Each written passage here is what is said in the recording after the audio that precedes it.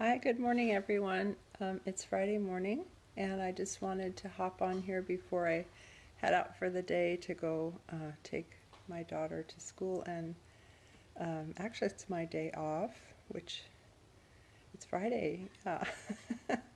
So if the weather holds, I'm going to go play pickleball. We've had some pretty cold, rainy, thunderous, lightning weather the last few days, so it's not supposed to do that this morning, so I'm hoping they set up the pickleball courts. Good morning, Beth.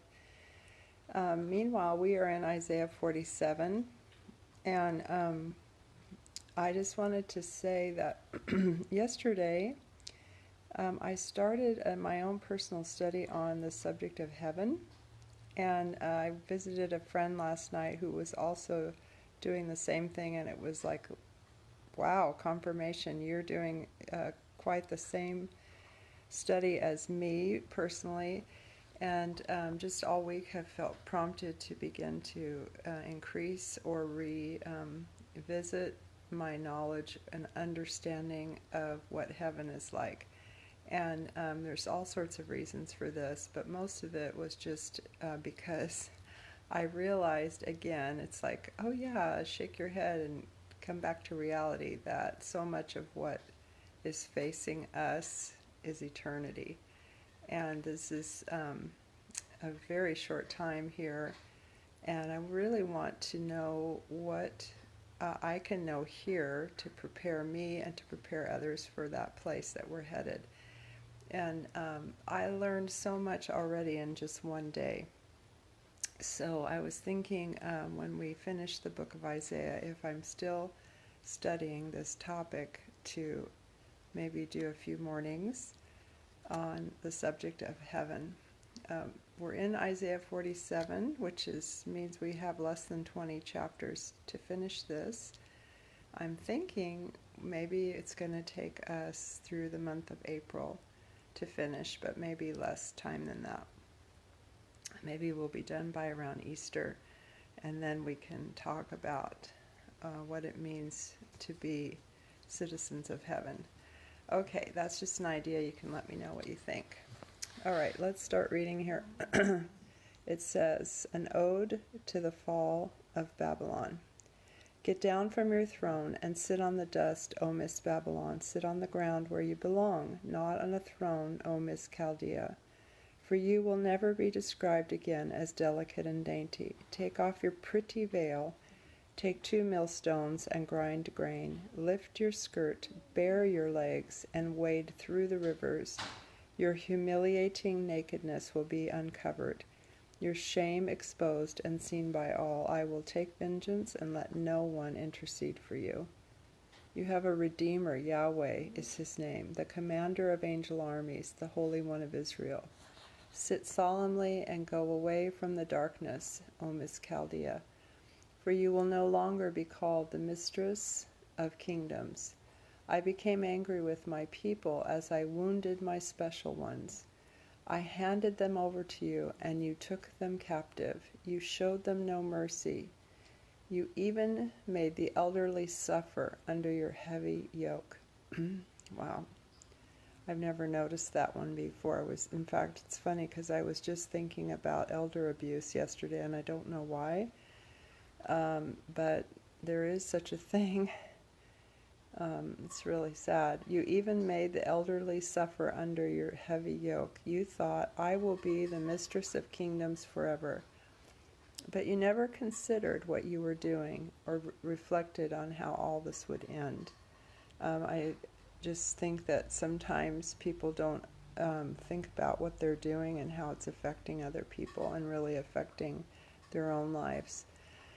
So now, listen to this, you pampered lover of pleasure, who sits smug and secure and says in her heart, I am, and there is no one like me. I will never have to live as a widow or suffer the loss of my children.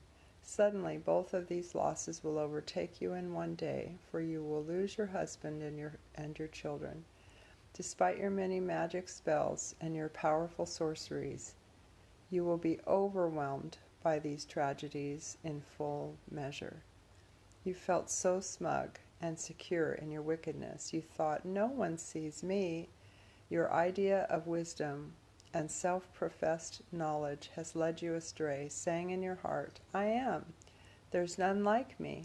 An avalanche of evil will come upon you that no magic spell will be able to avert. Great disaster is about to fall upon you that you'll not be able to ward off. Total devastation will strike you suddenly. It will happen so swiftly you won't even see it coming. Hi Glenn, hi Gail. This is chapter 47. I'm at the bottom of page 121. So go ahead, keep trusting in your sorceries and the witchcraft you've practiced since your youth. Perhaps you might succeed. Perhaps you'll scare away the impending doom. You must be fatigued with so much counsel.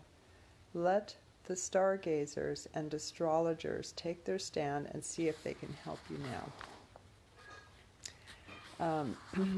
It kind of sounds harsh the way that Isaiah is talking, but these are the people who have opposed everything about God and have stood in their own pride, and obviously their kingdom is falling. So he's just talking about how they have lived. Hi Glenn, hi Sally.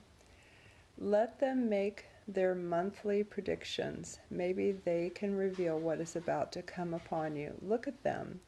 There's nothing but straw. They are nothing but straw for the consuming fire. They can't even rescue themselves from the power of the flame. And this is not some cozy fire that you sit beside to keep yourself warm. These traitors with whom you have dealt since your youth will do nothing but disappoint you. Each has wandered off in his own way. There's no one left to rescue you. So that is all of chapter 47, and this is all about the fall of Babylon.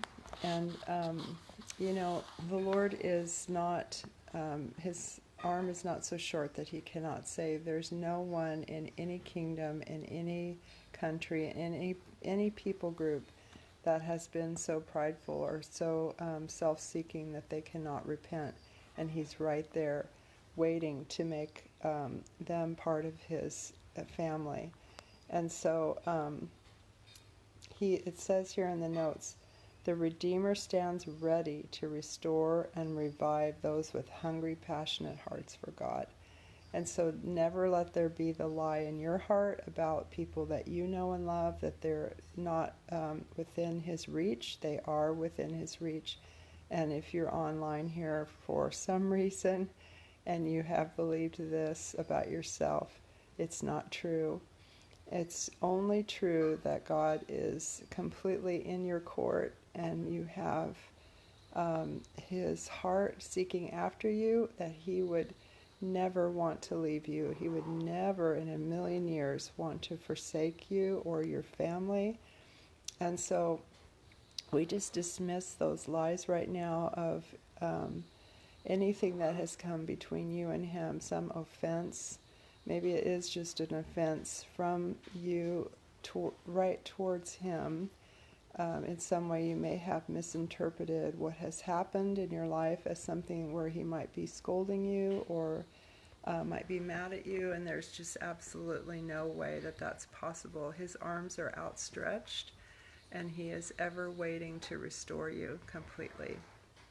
So that we serve a good God, and all through this book of Isaiah we have been reading about idols and idol worship and how impersonal the idols or the other gods are that people have taken a fancy to bow down to. And today we're even talking about sorcery and witchcraft. And down here in the bottom of page 121, in the last part of chapter 47, he even brings in stargazers and astrologers.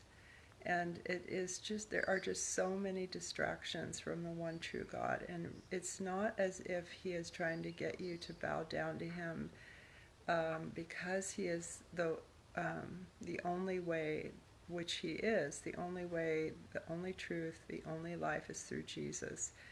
But it's also because He actually has a heart for you and wants to communicate with you and wants to be in relationship with you.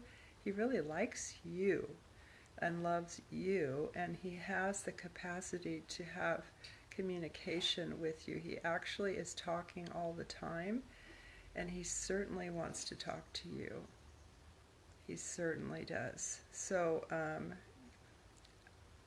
when we read through this, I just think, wow, all of this other stuff is not real, it's not true, it's not the truth, and yet through the ages somehow astrology still gets into our newspapers or online where we can check our horoscope. And for me, that was such a thing for me when I was growing up. It was a big deal to check out what my horoscope was for the day, and until I just had to break that off. And I remember thinking, why am I why do I care what the newspaper says? I want to go to the scripture and see what God says.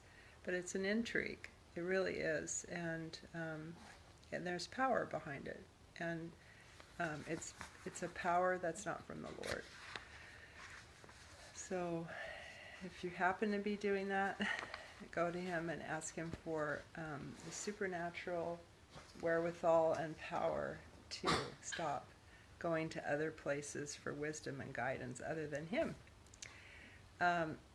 I just want to say one thing before I sign off here, because some of you hopped on here at the end, and I was saying that in the beginning of this video that yesterday I spent most of the day studying on this topic of heaven, just my own personal Bible study, and I have done this before, but I really felt prompted to begin to get my feet wet again about the place that we're going to be spending eternity.